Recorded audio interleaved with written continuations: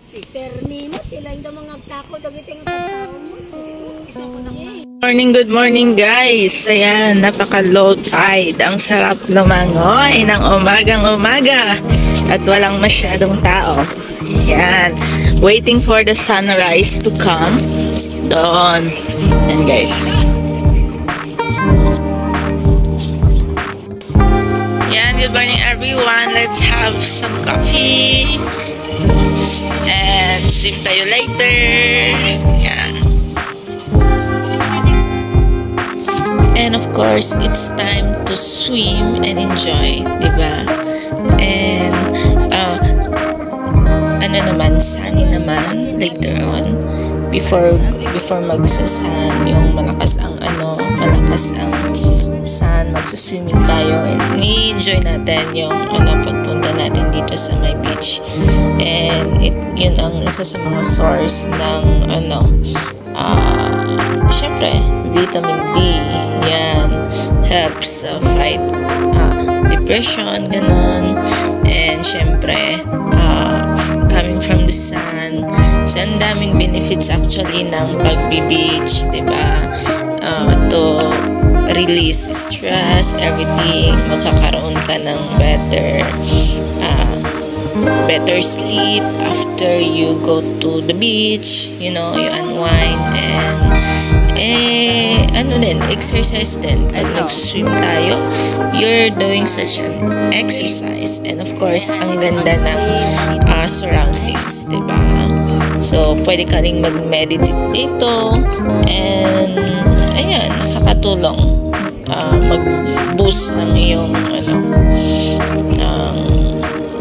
ma-energize ka, diba? Sa pagpunta sa beach. So, yun, pumunta ako dito sa beach to have, to reduce stress, mag-unwind, magkaroon ng relaxation, maging energized, re-energize, diba? And maging stress-free, and yeah, guys, para magkaroon tayo ng experience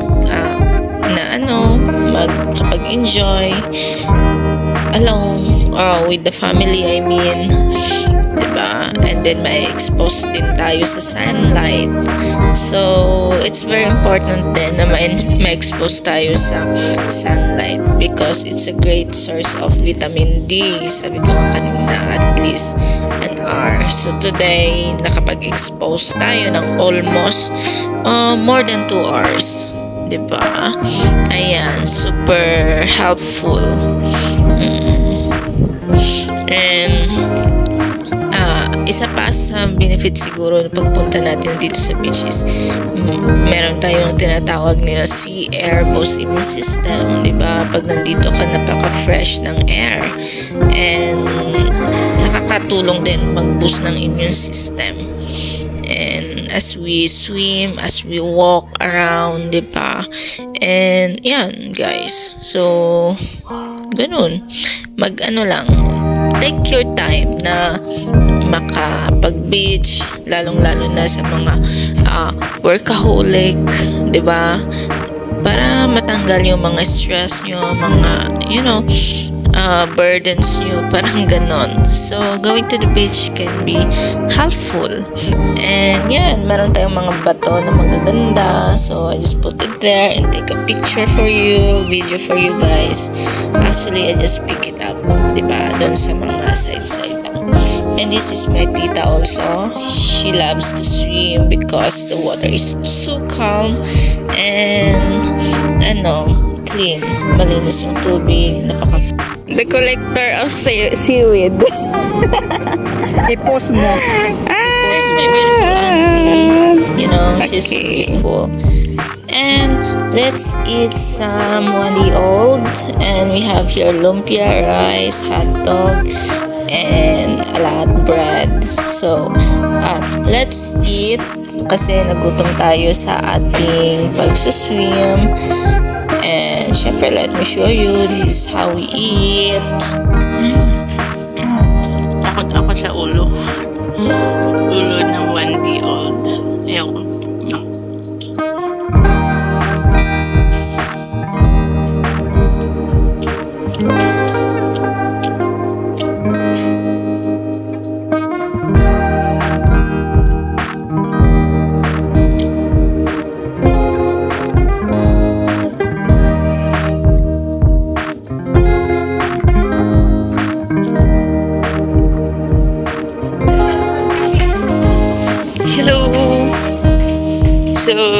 let me show you again one more time the beach here at Pumatay Beach Resort. Yan. May malawak na space dito. Pwede kayo mag-party, mag-conduct ng iyong kanya-kanyang event, and ano-anong gusto niyong event. Pwede rin mag-inuman, gano'n, with barkadas. And dito, madami mga cottages. Yan. Cottages lang lahat. Cottages. So this is a little bit more kaysa sa mag-check-in kayo sa hotel. Although the hotel is good, diba? See the part 2, part 1 lang aking vlog. And here you go the beach. Ayan, tapat siya, hindi siya sand or on stones. Different kind of stone sa sa dagat, sa ilog. Ganon yung itsura ng stone, guys. And ayan na nga, ito yung cottages, and ito yung beach. So ang kagandahan dito sa beach is that may siya, may maganda kasi may mataas na mga bato siguro. I don't know if man-made or ganun talaga siya. So doon umaano yung malalakas na na alon, yung wave. That's why yung wave na nandito sa gilid is napaka lang siya, napaka calm, which is pwede yung mga bata, diba? Saka napaka lang, baba nung pwede kang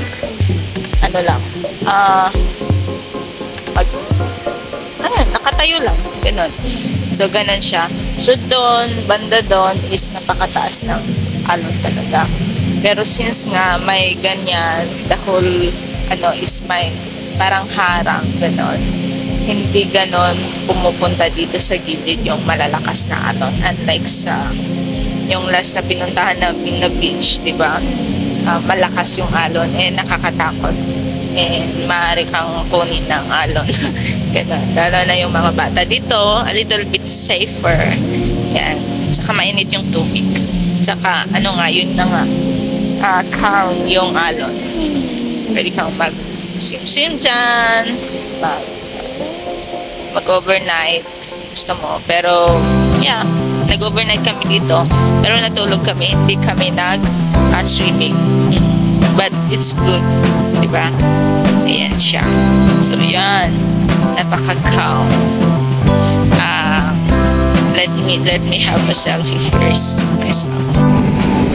One more view, diba? For the last time, let me show you the Pumatay Beach Resort. Ayan, located here at Luna. Okay? Yan, ang ganda. Ayan, mahaba yan. Ganyan, ganyan. Hanggang doon. Yan. Dito kami nag-swim, actually. So, yan. Nag-enjoy. For almost yesterday and today. Night swimming.